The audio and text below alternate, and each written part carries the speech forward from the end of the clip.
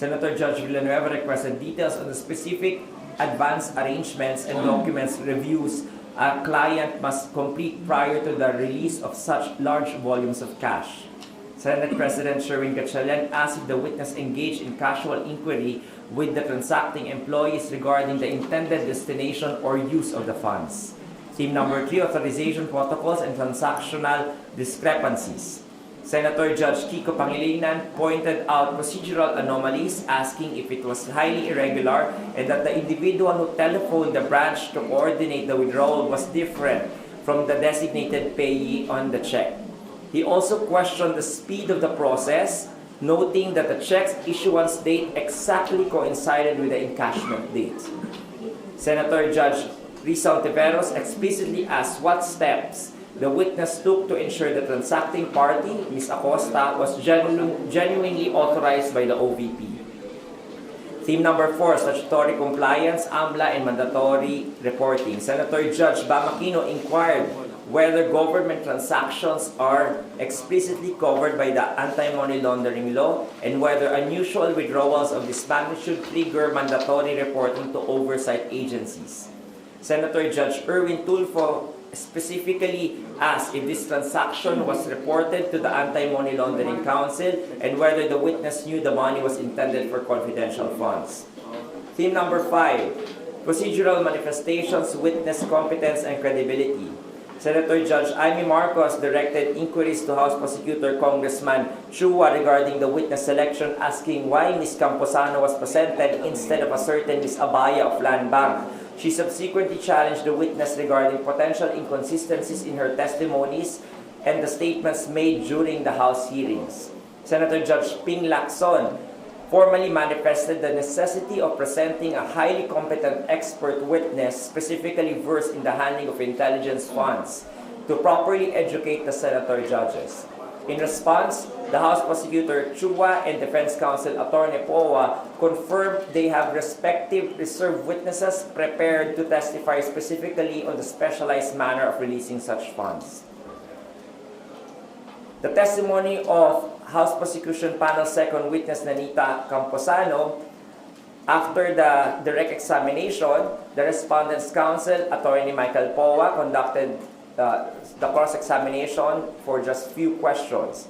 There was no direct examination from the House Prosecution Panel and the witness was excused at 1:38 p.m. The Respondent's Counsel, Attorney Poa, agreed to stipulate on 1. The witness's capacity and ability to identify the subject checks. Number 2, the existence and authenticity of the subject for checks being testified on for 32 million pesos each. And number 3, that the said checks were encashed by Mr. Edward D. Fajarda as SDO on the dates indicated in the checks. Number 4, the signatures of the teller, approver, and verifier on the dorsal side of the checks. Number 5, that the checks were funded by the Bureau of Treasury for the account of the Office of the Department of Education. For the guidance of the media, the court's inquiries have been categorized into 4 evidentiary themes. Number 1, statutory definition versus operational semantics. As to the AMLA compliance, Senator Judge Ping Lacson and Senator Judge Bam Aquino led a critical legal clarification regarding how transactions are classified. Senator Lacson clarified for the record that the term unusual does not exist in the AMLA statute. Senator Judge Aquino, however, probed the witness's personal understanding of these distinctions, asking who specifically determines if a transaction is a suspicious transaction, to which she answered she is responsible for reporting. When asked if a report was actually filed for the transaction, the witness invoked her confidentiality duty under the law. Senator Judge Villanueva directed the witness to BSP Circular 12-15 to cross-examine her technical understanding of what the Central Monetary Authority defines as an anomalous transactions. Theme number 2, verification protocols and agency authorization. Senator Judge Rafi Tulfo questioned the bank's documentary basis for recognizing a certain Mr. Fajarda as a DepEd Special Disbursement Officer.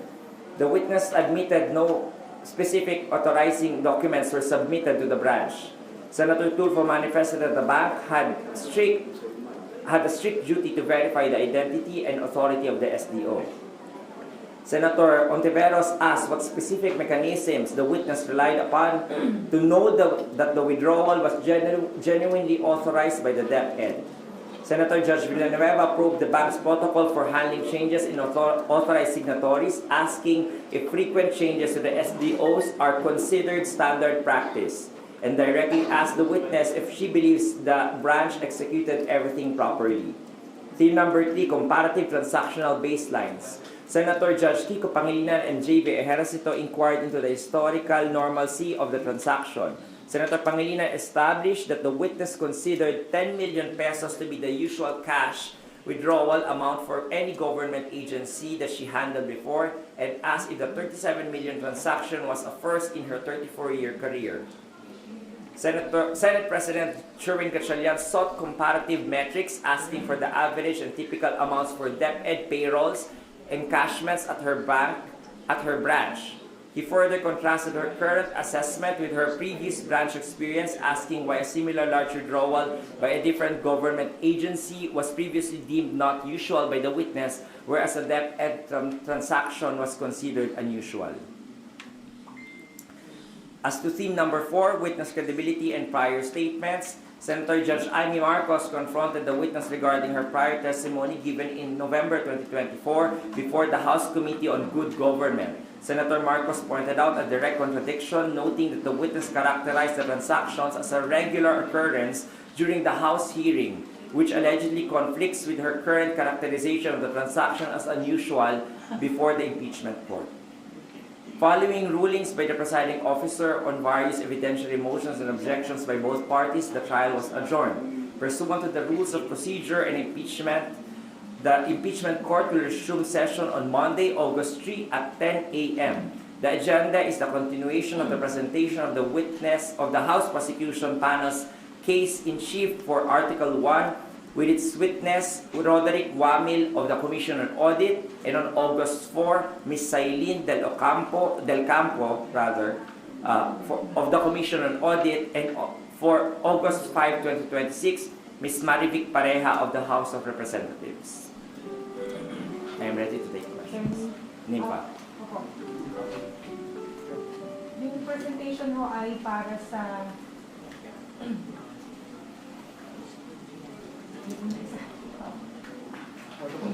Attorney, yung presentation po ay para, di ba, sa Article 1, which is about confidential. Confidential funds.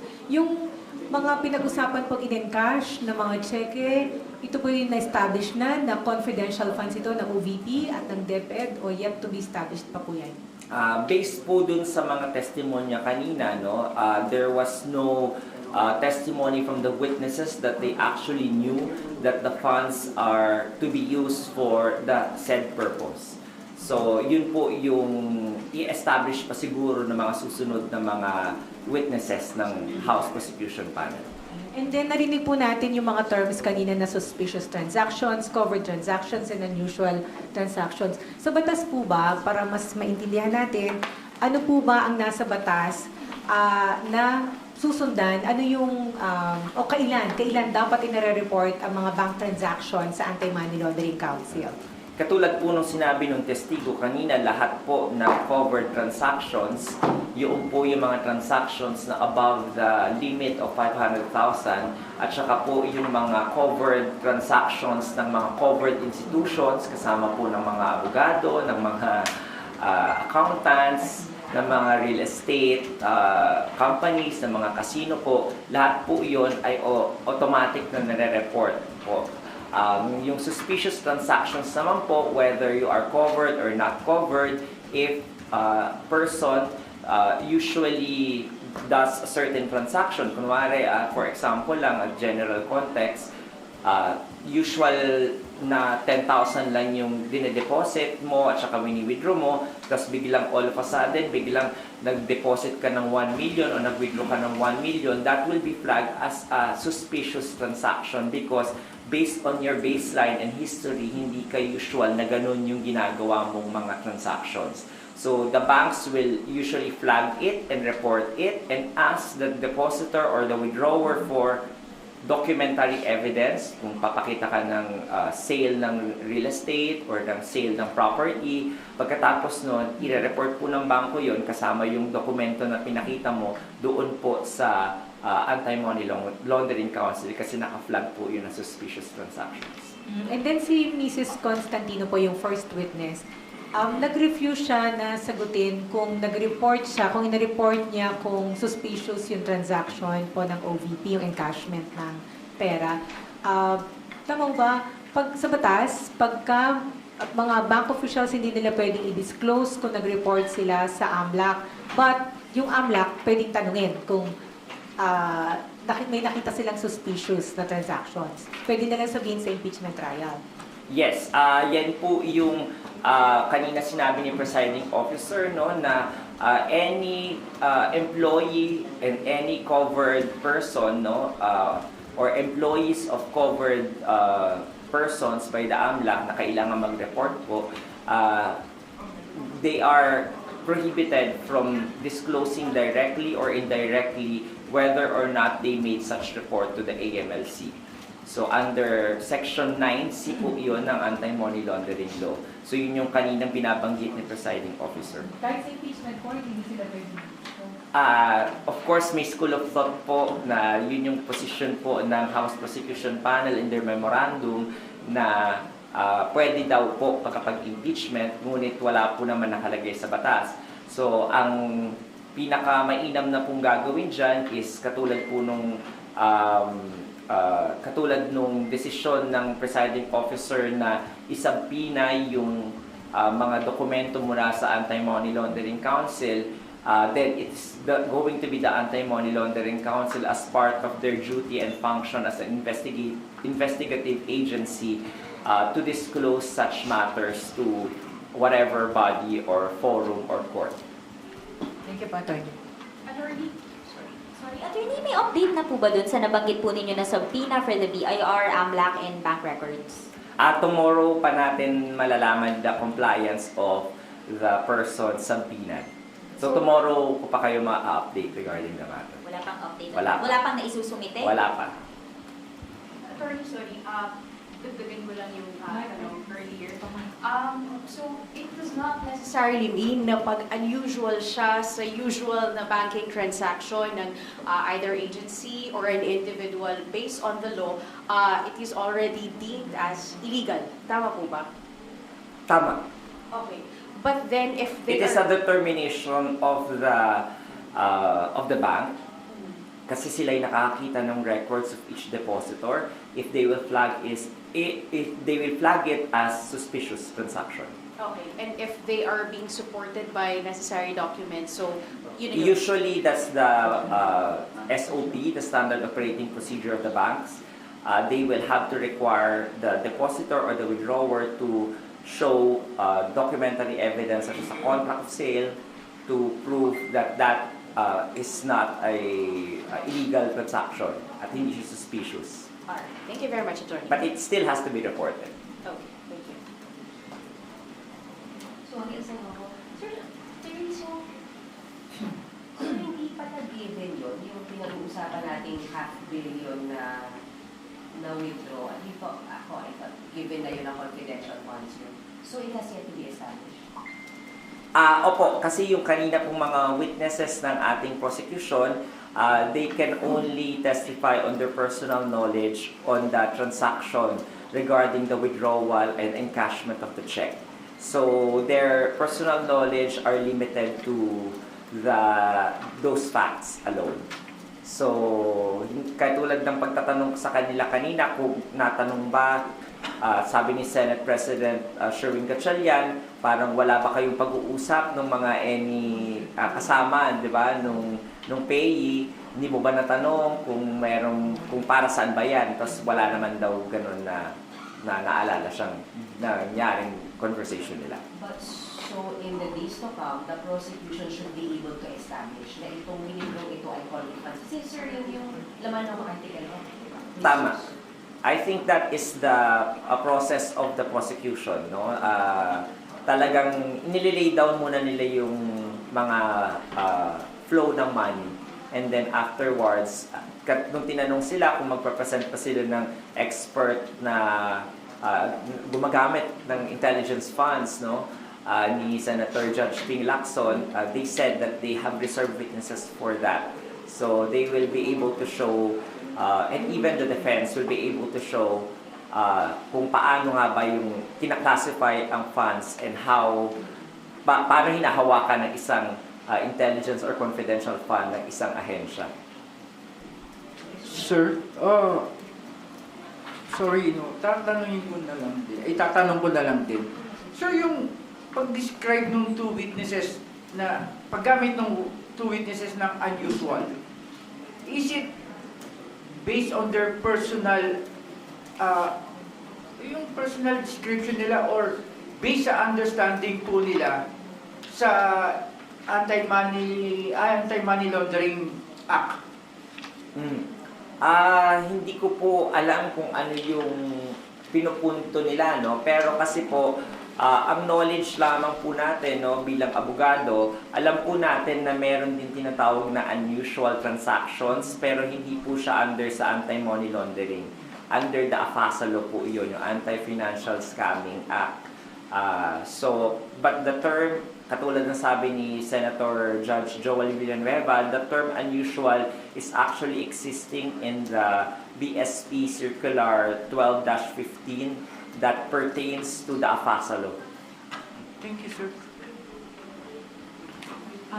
Sir, ano yung pong nangyari dun sa, na-explain naman kanina, paulit ako ng simple. So, ang mangyayari ay tatapusin na ang presentation ng prosecution dun sa lahat ng Artikulo po, Ma'am Ninfa.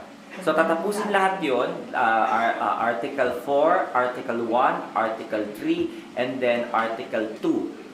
Presentation ng prosecution, and then after that is finished, they will formally offer their evidence, and then the respondent will now magbibigay po sila ng objection or comment doon sa formal offer of evidence for all the articles. At pagkatapos po nun, doon na mag-uumpisa yung pagpapresenta naman ng evidence in chief ng depensa o ng respondent at kung paano po nila yung sequence na kung paano nila ipapatunayan o di-disprove yung mga na-prove ng prosecution, bahala na po sila doon. They will inform the court later on of the sequence of how they will give their evidence in chief.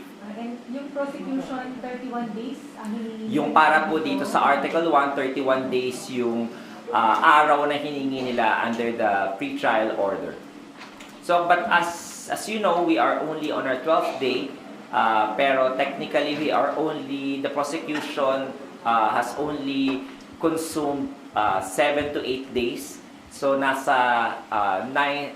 technically nasa 9th day tayo dapat ng Article 4. Pero hindi pa natin nga tapos na yung Article 4, lumipat pa tayo sa Article 1. Isa na lang po ako, attorney. Anong po pwedeng gawin ng impeachment court para masundan ng mga tao yung paglilitis? Kasi, as you mentioned po, 31 days kayo hiningi para dito. And then susunod yung sa bribery, 8 trial dates, and then sa unexplained 12 trial dates. And then, pagkatapos ng prosecution, ng presentation sa lahat ng 4, babalikan po ulit nating lahat.